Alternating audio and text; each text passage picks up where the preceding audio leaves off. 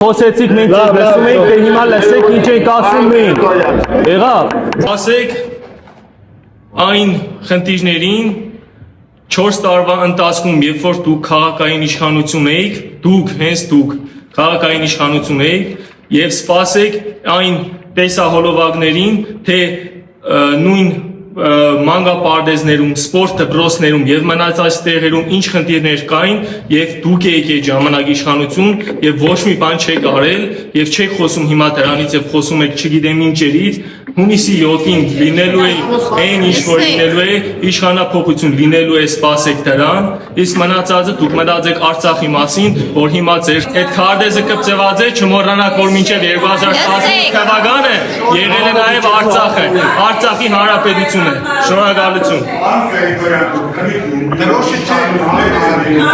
Ընդդիմություն, կառուցողական ընդդիմություն։ Եթե չգիտեք կարող եմ ասել։ Մենք ձեզանից ընդդիմադիր ենք, ասեմ իմանալ։ Պարոն Արաքելյանի բան ասեմ։ Ուրեմն նախ դուք այն խմբակն եք, ով Հայաստանի Հանրապետությանը Արցախից թողել եք Արցախի դրոշը։ Եվ հիմա Արցախ բառը լսելիս մի տեսակ դողերոցքի մեջ եք ընկնում, այդ մեկ։ Եվ երկրորդ, Տիկին Բարսեղյան, ձեր խմբակի մյուս կանանց եւ ձեզ խորհուրդ կտամ տալ այնպիսի քաղաքական գործի անուն եւ համեմատվել ու փորձել քննադատել, ով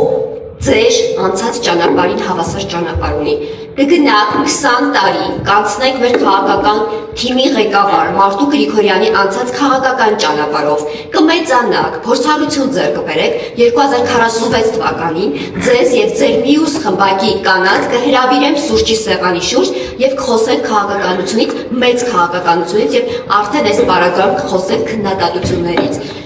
Իսկ ինչ վերաբերում է արած գործերից 21 թվականից 25 թվականի մարտ ամսի ընտրությունները դուք եք կառավարում այս քաղաքը եւ այս քաղաքի փողոցաշինության մեղքնել է ձեր վիզը եւ այս քաղաքի չկառուցած մանկապարտեզների ու սպորտ դպրոցների մեղքնել է ձեր վիզը եւ այս քաղաքի որ կյանքը հետ է գցում ամեն բան ձեր վիզը եւ փորձեք քաղաքական քարոզարշավներ անել, այստեղ շոուներ անել, ձեր բերած խաղաղությունը տեսնում եք ինչպիսի խաղաղություն է Ձեր բերած թոշակները տեսնում եք ինչպիսի թոշակի բարձրացում է ընդամենը օրինականացված կաշառք եք դուք բերել դուք գնացեք Թալինում ձեր կաշառքի ցուցակները հրապարակեք որ ձեր քաղաքապետը ընտրակաշառք է բաժանում 11 միլիոն դրամի եւ փորձեք ավելի զսպված ես խորհուրդ կտամ ավելի զսպված քարոզարշավ վարել որովհետեւ պետք չի ուղակի ճղճղան պետք չի ուղակի թիմում կանանց բերանով այստեղ քարոզարշավի նոտաներ թելադրել հիմա կավարտեմ պարոն Արաքելյան Փորձեք ավելի զուսպ, ավելի կոռեկտ եւ ավելի գրագետ քարոզարշավ վարել։ Սա խորհուրդս ձեր խմբակին։ Այսքանը շնորհակալ եմ։